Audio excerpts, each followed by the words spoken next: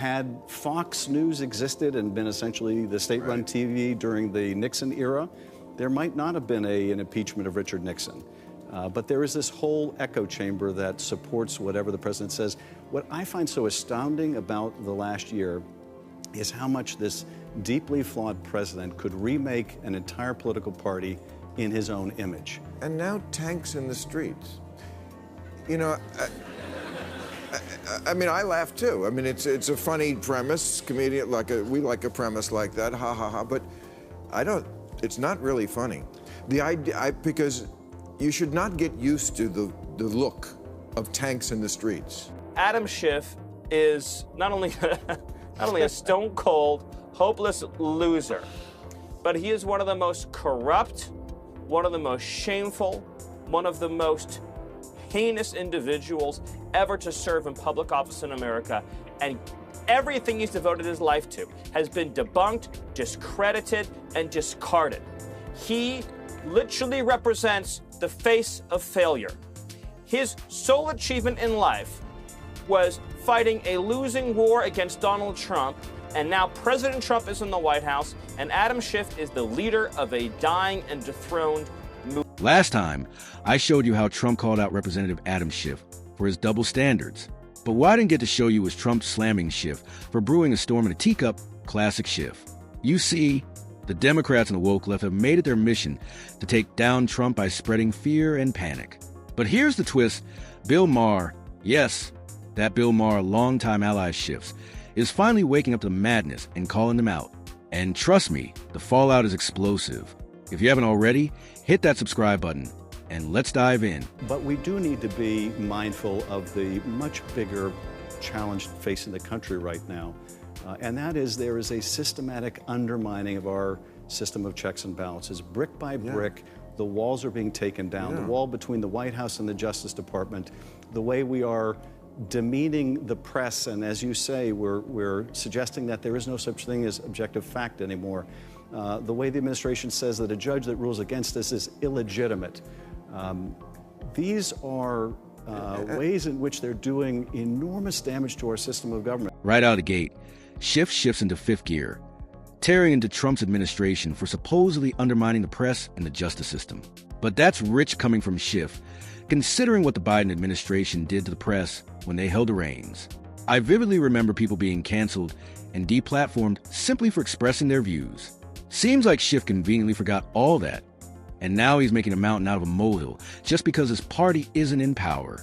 Fortunately, Bill Maher is right there to hand him a much-needed reality check. And now tanks in the streets. You know, I mean, I laugh too. I mean, it's a funny premise, comedian, we like a premise like that, ha ha ha. But it's not really funny. The idea, because you should not get used to the look of tanks in the streets. We don't have that look in America. And when I've seen that look anywhere else in the world, it's never been good. And to me, this is like, yeah, let's get them used to that. Tanks in the streets. Yeah. Bill Maher doesn't hold back. He tells Adam Schiff point blank that things aren't nearly as apocalyptic as he and his allies make them out to be. In classic Maher fashion, he calls out Schiff and the left-leaning media for shameless fear-mongering, especially their wild claims that Trump could unleash tanks in the streets to intimidate political opponents. Really? Tanks? Maher, clearly fed up with the hysteria, reminds Schiff that this kind of doomsday imagery doesn't just hurt the Democrats, it poisons public discourse and undermines trust in the democratic process. Maher's point is simple but devastating. Exaggerating threats for political gain only feeds polarization and hands Trump more ammunition. If Democrats keep crying wolf, Maher warns, voters might stop listening altogether, and when real danger shows up, no one's gonna take them seriously. It's a brutal reality check, and Schiff didn't seem ready for it. Why? Because he's neck-deep in Trump derangement syndrome. Check this out. Among the most difficult to deal with is the fact that people now simply get their information from different sources. Had Fox News existed and been essentially the state-run TV during the Nixon era, there might not have been an impeachment of Richard Nixon. But there is this whole echo chamber that supports whatever the president says. What I find so astounding about the last year is how much this deeply flawed president could remake an entire political party in his own image. Schiff didn't just go after the former president. He also took aim at Fox News for daring to deviate from his worn-out, fact-challenged narrative. And that, right there, is the problem with Schiff and his political companions. They can't stand opposing views. The moment someone steps out of line or questions their version of events, they're met with ridicule, name-calling, and outright demonization. It's a classic tactic: discredit the messenger instead of addressing the message. Schiff and his ilk would rather silence dissent than debate it. Fox News, love it or hate it, represents a sizable chunk of the American public's perspective. By vilifying a network simply for offering a counterpoint, Schiff reveals exactly what his camp fears most: losing control of the narrative. And when that control slips, so does their grip on public trust. Fox News didn't take it lightly when Schiff fingered them. Even before Maher issued a response, they fired back. I'll soon play you Maher's response, but first, listen to this brutal verbal takedown. Adam Schiff is not only a stone-cold, hopeless loser, but he is one of the most corrupt, one of the most shameful, one of the most heinous individuals ever to serve in public office in America. And everything he's devoted his life to has been debunked, discredited, and discarded. He literally represents the face of failure. His sole achievement in life was fighting a losing war against Donald Trump, and now President Trump is in the White House, and Adam Schiff is the leader of a dying and dethroned movement. We all remember how spectacularly Adam Schiff failed in his mission to keep Donald Trump out of the White House. As a top Democrat on the House Intelligence Committee, Schiff positioned himself as the face of the resistance, but his efforts ultimately unraveled under the weight of exaggeration and partisanship. He repeatedly claimed to have seen direct evidence of Trump colluding with Russia, a claim that fell apart after the Mueller report found no criminal conspiracy. Schiff didn't stop there. He cherry-picked statements from Republican colleagues, took quotes out of context, and used his platform to weave a narrative tailor-made for headlines, not truth. Instead of presenting an objective case, he weaponized his committee role for political theater. In doing so, he eroded trust in the process and fueled the very polarization he claimed to oppose. Critics weren't just skeptical. They saw a pattern of dishonesty cloaked in moral authority, and history hasn't been kind to that legacy. There's nothing new. We just get to hear Adam Schiff lie and rant and stuff like that, ask for more witnesses when it was actually his job, and he decided not to do it. Well, Senator, when you say there's nothing new, obviously Democrats would push back and say, let's hear from John Bolton. Let's see if what he said in that videotape last August, where he said the phone call sounded like he was almost saying it was perfect or cordial, went very well, as the president has suggested with the Ukrainian president, or what he says in his book is true. Why not bring him in, hear something new, and settle this once and for all? Well, first off, it'll never end. But they had the chance. The Democrats in the House had the chance to subpoena John Bolton. They're the ones that decided not to subpoena John Bolton. They're the ones that have decided to rush this case through, and then they said, oh, now we want you to go through the process of calling John Bolton. Yep. That's what happens when your entire foundation is built on half-truths and political theater. Adam Schiff was practically begging for John Bolton to testify, touting him as the key to taking Trump down over his alleged role in the Ukraine crisis.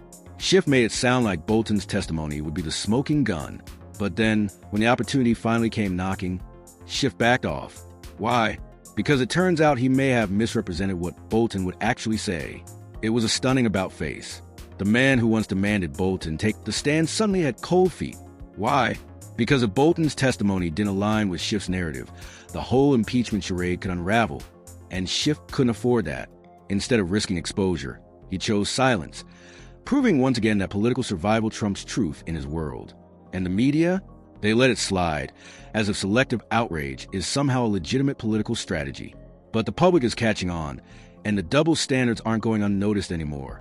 Adam Schiff lies again. What will the Senate do about it? Adam Schiff lied again.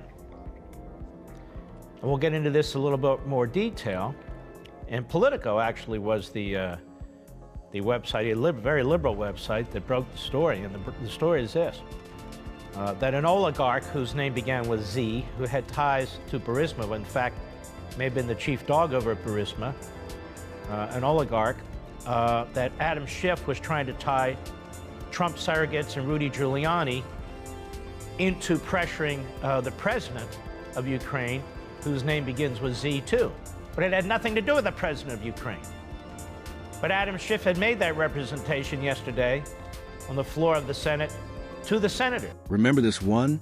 Adam Schiff's obsession with getting Trump out of the Oval Office led him down a rabbit hole of wild assumptions and desperate leaps in logic. At one point, Schiff concluded that a Russian oligarch must be connected to Trump simply because he had ties to Rudy Giuliani and, get this, shared the same first letter in his name as the Ukrainian president. That was it. That was a grand, smoking gun. How absurd is that? But Schiff didn't stop there. He went on to claim that Trump was somehow using this oligarch as a middleman to pressure the Ukrainian president into accepting some mysterious deal with Russia. No solid proof. No credible sources. Just speculation wrapped in conspiracy. This was an investigative oversight. It was a political witch hunt dressed up as foreign policy concern. Schiff weaponized coincidence and tried to pass it off as damning evidence. And in doing so, he once again proved that when it comes to Trump, facts take a back seat to theatrics. The result? More division, less credibility, and a public that's increasingly tuning out the noise. Okay, and finally, new rule. Someone must tell the usual suspects on the far left that the saying is, when you're in a hole, stop digging, not keep digging. Talk about doubling down on what got you fucked in the first place.